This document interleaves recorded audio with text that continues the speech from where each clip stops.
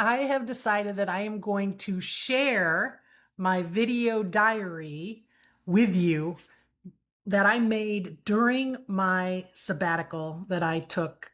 Today is June 1st, 2026, and it marks the 4-year anniversary of when I began my sabbatical.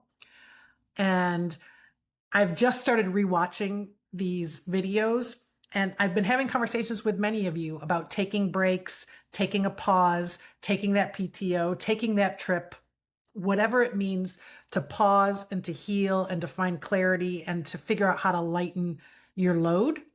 And as I've started to watch some of these videos, it's really, really clear to me what I have learned since I took my sabbatical and what I experienced while taking my sabbatical.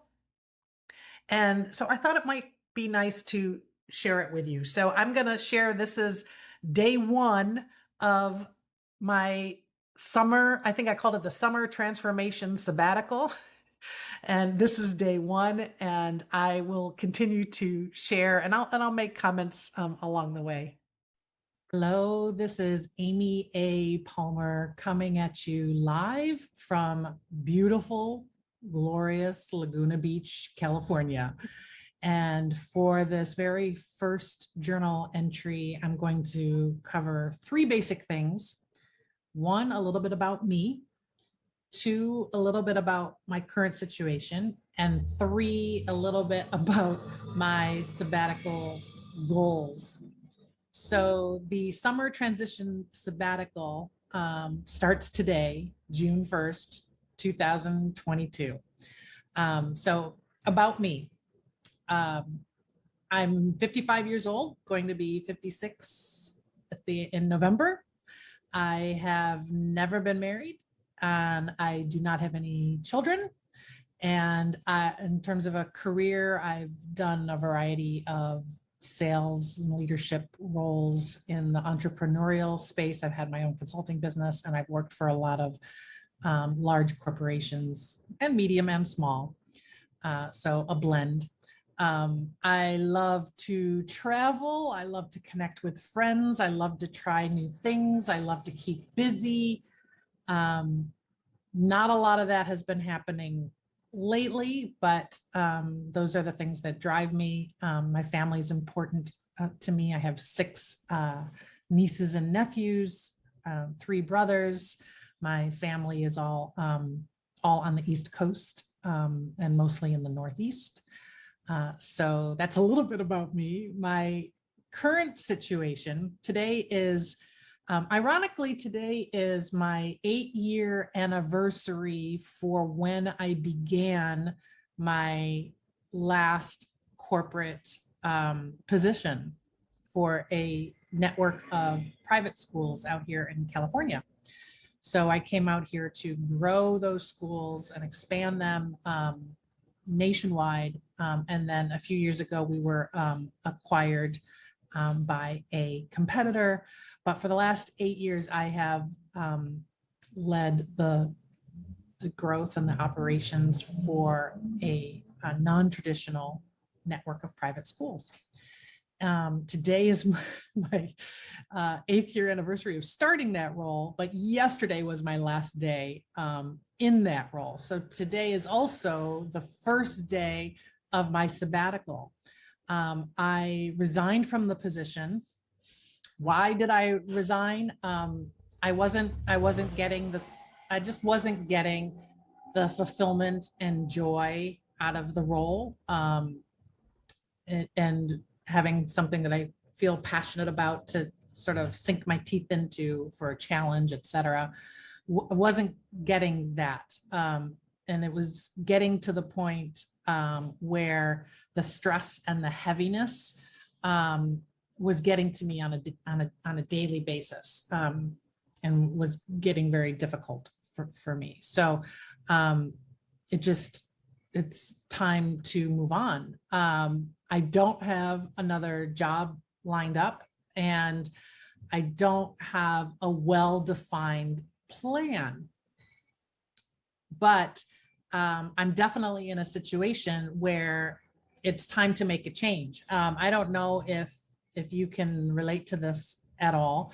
I'm a little old for midlife crisis, I think, although it does still feel like a midlife crisis, but I feel like I've had a few of those during the course of adulthood. But I'm definitely at a point right now where I'm trying to figure out, what do I want this next phase of my life to look like? And I am not entirely clear on that. And the fact that I have the freedom of not a lot of obligations, being a party of one and being able to make life choices that don't necessarily impact other people to a huge extent. There's a lot of freedom in that, but there's also a lot of, you've got wide open space, blank. I mean, it could be anything. I feel like some of my peers who have more of an externally defined path, they have kids, and depending on what phase of life their kids are in and what phase their relationship with their marriage is in, that sort of determines their path. And one of the things that I definitely got out of the last couple of years of the pandemic and all of the trauma that we've been through as a world, I was going to say as a society, but beyond that, as a world, is it's really made me step back and think about, what do I really want? Our time in quarantine forced me to hold a mirror up to my life and ask, is this what you want? Because if it's not, now's the time to do something about it. So during pandemic, I was actually fine. When everybody was locked down and we were forced to go inward and be quiet for most of that time, I was okay. A little bored sometimes, a little lonely.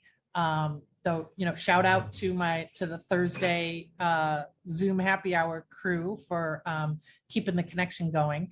But in general, during the lockdown, I was fine. It was when things started to open back up again, and things started to go back to normal again, that I felt myself not doing fine. And it was affecting me physically, mentally, emotionally, every aspect. And so every aspect of my life was suffering. I resisted social connections. I was, reluctant to get out much. Definitely depression and anxiety. And what does that, I know we throw those things around, but for me, it looked like there were days when I couldn't get out of bed, and I didn't really want to. I would read or watch movies or whatever and just not move, and it would take me a couple of days to get my motivation up. So I had lots and lots of dark weekends, and it was getting harder and harder. It's affected my health. It's affected my weight. It's affected everything. And so I just kept longing for a break and for stillness, and to just sort of lift some of I felt like I needed a timeout. I needed a timeout to reflect and think. And yes, I have the luxury and the privilege to be able to do that, to be able to take some time. Now, financially, I'm doing okay in the moment, but I'm not doing okay for my age in terms of preparing for retirement. So in many ways, I really can't afford to take this break.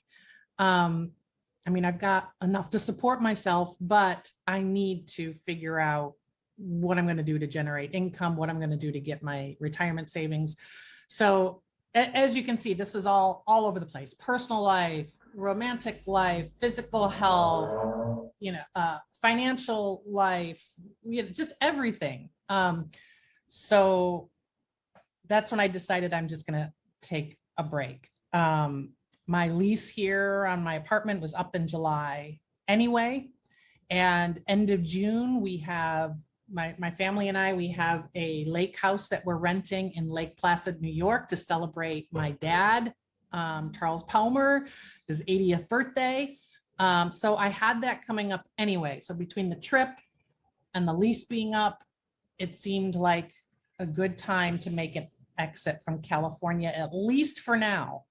Mind you, California is getting ridiculously expensive to live. I tried to buy a place last year, was not successful. And maybe that's, maybe that was meant to be so that I could be free to take this break. So I'm leaving California in a couple of weeks and basically spending the summer back east, visiting friends and family. I don't have a permanent home planned. I don't even know what city I will end up in. And I don't even know if I'm going to take another, W-2 job, like a job job working for a company, or if I'm going to launch my own thing. I do know in the short term, I'm immediately looking for freelance contract gigs. So I've got some leads and prospects that I'm looking through for that to generate some income. So that should be interesting. But I'm really looking forward to seeing my family, my friends. So I'll be in New York, I'll be in New Jersey, DC, gonna figure out, make some time down to Florida, and maybe stop and see people in between, and just figure out what I want to do. So this blog is to document this journey. I feel like a lot of people can relate to what I'm going through. So I thought it might help to share. I guess this is my own version of Eat, Pray, Love, although I can't, my travels aren't going to be as worldly as Elizabeth's was. But so this is day one. So my sabbatical goals, looking over the next couple of months, is just to get a little bit of clarity on what my next path is going to be, where I want to live. And in the meantime, I want to get healthy, mind, body, and spirit, and everything that means. So I hope you'll come on this journey with me.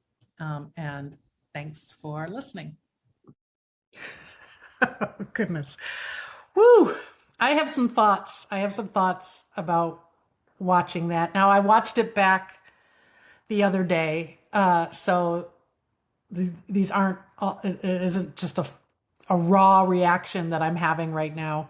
But from a YouTube creator standpoint, I apologize in advance for all the ums that you're going to get from this video diary, because I didn't do any editing. I didn't clean it up, and I wasn't focused on getting better with filler words. So I apologize for that.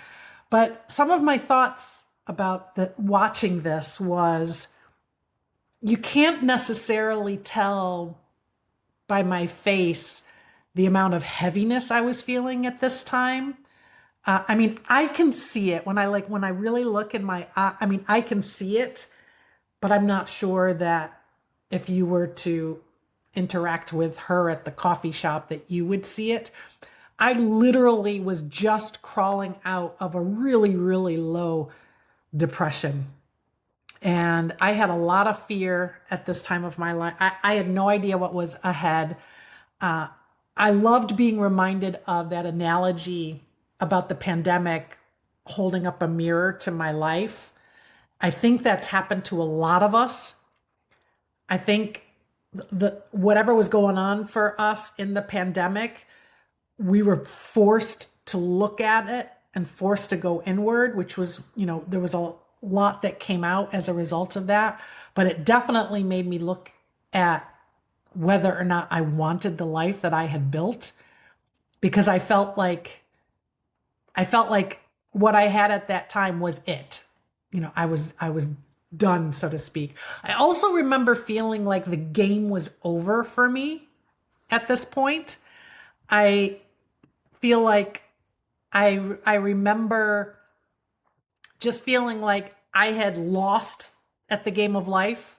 I hadn't accomplished or achieved the things that I had set out to do, which wasn't facts, by the way, but this was how I was feeling, and this was the story I was telling myself at the time. So that strikes me. The fact that I talk about that I can't afford the break financially, looking back on it, I had to take the break. I couldn't afford it from a health and life standpoint. So finances are almost, a moot point if, you know, you're you're in such a dark place for such a long time. The fact that I talked about the next phase of life, what I didn't mention was I couldn't think of I did not want to think about the next phase of life. I did not, like, I was 55 years old. I did not want to think about what life would be like for me at 60. It was a big, black, scary cloud that I didn't want to envision. And so my current reality was very dark and stormy because it was just going in the direction of something I wasn't looking forward to. I hadn't followed the blueprint. I hadn't done the things that I was, quote, supposed to do. So my life timeline and things that were happening, the goalposts in my life weren't happening. So I didn't want to look at it at all. So I have love and empathy and respect for Amy of 4 years ago, that I knew enough. There was something in me. There was some core knowing deep inside that knew I had to do something to save my life, whether it was like literally for health or figuratively, mentally, emotionally, or whatever. But you could tell in this video that I was determined. I mean, just the fact that I showed up with my hair done and my makeup on, I guarantee you I did that just for this, just for the video, and that it took a ton of effort to do it at that point. I also think it's interesting that I referenced like my own Eat, Pray, Love thing, because little did I know that less than a year from recording this video that I would be going on a phenomenal, life-changing retreat in Bali, and that would expose me to women from around the globe that were going to be a huge part of my life. So I had no idea of that at this point. I find it interesting that I talked about the reason for this blog, that I thought other people would be able to relate, and that I wanted to share it with others. I shared it with very few. It was not public on YouTube. They were posted on YouTube, but privately.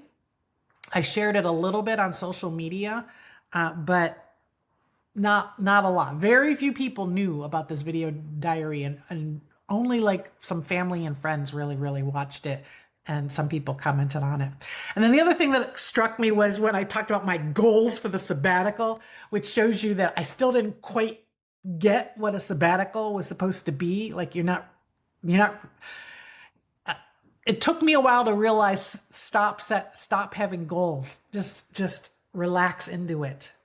Just sort of, lean into it. Took a while to figure that part out. But it was interesting to hear that. I hope you enjoy this journey. I don't know that I'm gonna like watch it back and then comment on every single video as I publish them on this public channel. We shall see. But I'm looking forward to taking you along on this journey. And for those of you that are ready, willing, and able to take any kind of break in your life, any kind of sabbatical, I'm hoping that this will help you along the way. I didn't introduce myself. My name is Amy Palmer. I am your Gen X big sister, and I am sharing my summer transformation sabbatical, although I called it summer transition sabbatical in this video. I think I change what I call it throughout, but I'm sharing that with you now, and I am now signing out.